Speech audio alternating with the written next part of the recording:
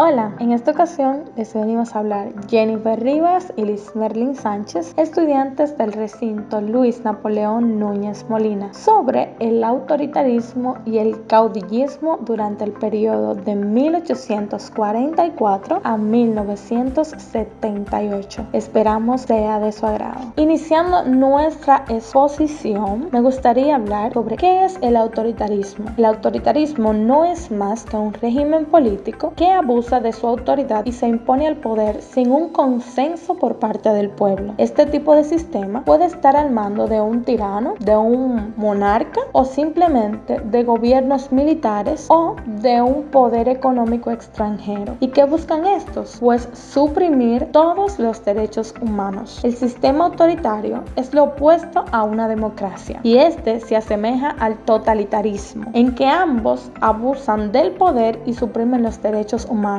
Pero sin embargo, se diferencia en que el régimen autoritario no tiene una ideología tan desarrollada que lo defina, sino que persigue los intereses de un líder o minoría que está al mando. Me gustaría mencionar las principales características de lo que es el régimen autoritario, iniciando con los intereses de una minoría. Esta se basa en que el régimen autoritario carece de una ideología oficial y persigue los intereses de un líder o de sectores económicos minoritarios que tienen el poder y ejercen el control político y económico. También encontramos lo que es el control de los medios de comunicación, y esta se refiere a que tanto la prensa como cualquier medio de expresión son controlados por el gobierno a fin de enaltecer la figura de su líder y resaltar sus logros, omitiendo así cualquier crítica negativa. El objetivo de este es convencer a la población a través de la reiteración de la propagación política. También nos encontramos con la promoción del terror, y esta se refiere a uno de los principales recursos del sistema autoritario, y este lo que busca es perpetuar en el poder, presumiendo o suprimiendo cualquier ideología o discurso antigubernamental a través de lo que es la agresión y la represión física, incluso matando a las personas que se sublevan. Nos encontramos en esta parte también con la abolición del voto popular, y esta se refiere a que la elección de los líderes no tiene en cuenta el consentimiento de los ciudadanos. Solo hay un solo partido que se encarga de promocionar lo que es la legitimidad de lo que es el gobierno y que restringe las opiniones e ideologías políticas diferentes.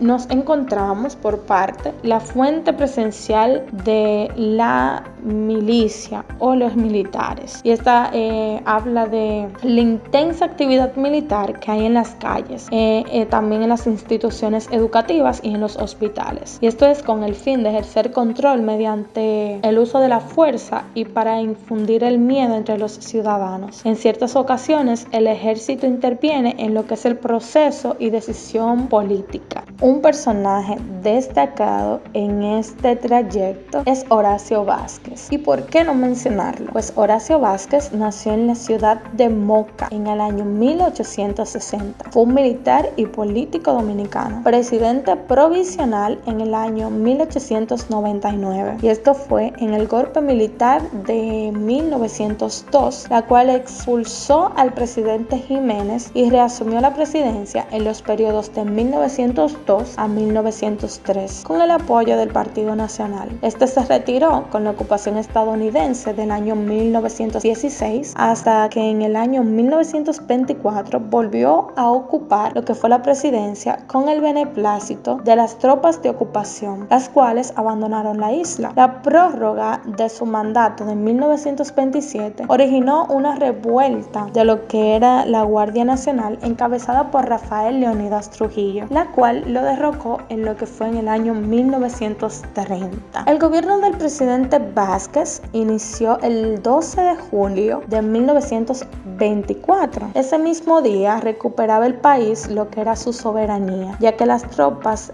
de ocupación norteamericana iniciaron su retiro en ese mismo día. Dentro de las características más notables del gobierno de Horacio Vázquez, se puede mencionar que su gobierno se consideraba como una prolongación de la ocupación militar norteamericana en su influencia que ejercía en los Estados Unidos. Todos los programas de fomento y de obras públicas iniciados en el gobierno militar fueron continuados, y también su gobierno se caracterizó por el amplio respeto a las libertades ciudadanas, cosa que no se había visto durante muchísimo tiempo en nuestro país. También las obras públicas, los servicios sanitarios, la educación y la agricultura fueron los objetivos de la atención del gobierno. Inició nuevas obras de irrigación y de colonización de tierras inexplotables. Las causas de este gobierno, pues podemos mencionar que el tercer gobierno de Horacio se inició en medio de una situación económica llena de dificultades, pues las escuelas se encontraban todas cerradas desde hace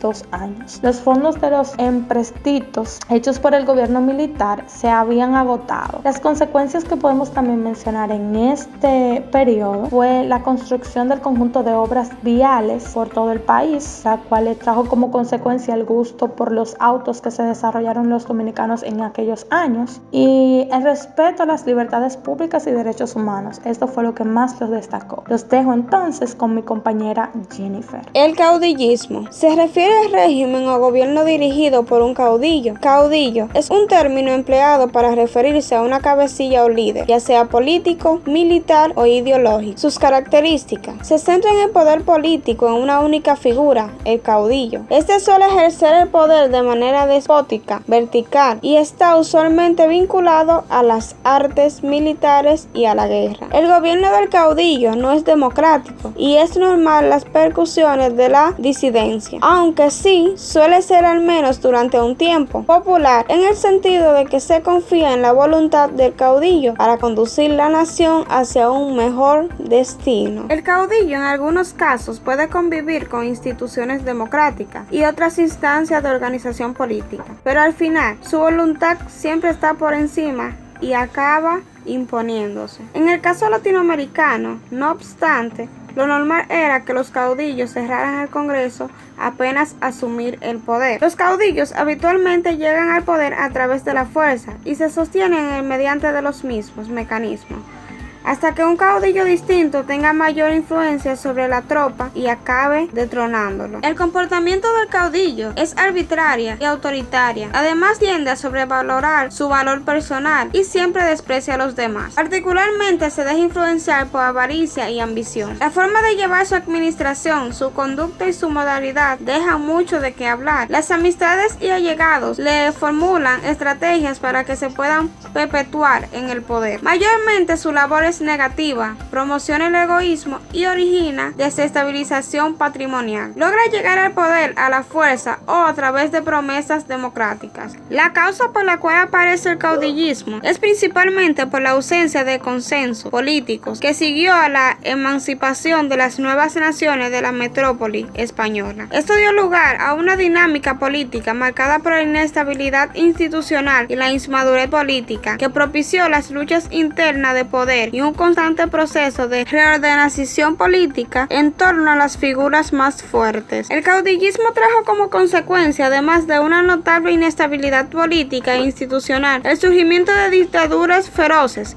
y reflexiones a bandos opuestos del espectro político. Desarrollo en nuestro país durante el periodo 1844 hasta el 1978. Primera República, desde el 1844 hasta el 1888. Durante este periodo histórico, los caudillos se caracterizan por poseer una destreza militar, fortaleza personal, control de los recursos locales, carisma y capacidad para manipular a sus seguidores. En la mayoría de los casos, estos caudillos se manifestaron por medio de bandas armadas compuestas por un patrón y sus clientes, lo que designa el poder del caudillo con carácter personal, no institucional. Igualmente, los lazos peculiares de la estructura social, la informidad del sistema político y la debilidad de la economía elevaron a los caudillos como una fuerza arbitraria. Esto reforzó el maniqueísmo, así los núcleos adversarios de que X caudillo solo tiene como respuesta a otro caudillo para poder destruirlo. Segunda República, desde el 1888 hasta el 1930. Los caudillos de este periodo histórico se caracterizaron por tener una destreza tanto militar como personal y una gran capacidad para persuadir a sus seguidores. Al mismo tiempo tenían un gran poderío económico. Este periodo inicia con la Restauración, donde se dieron muchos cambios tanto en lo económico como en lo político, y se caracterizó por una gran inestabilidad política, teniendo varios presidentes en el transcurso de poco tiempo. Es muy importante resaltar que hablar de caudillismo se trata de la consolidación de fuertes regionalismos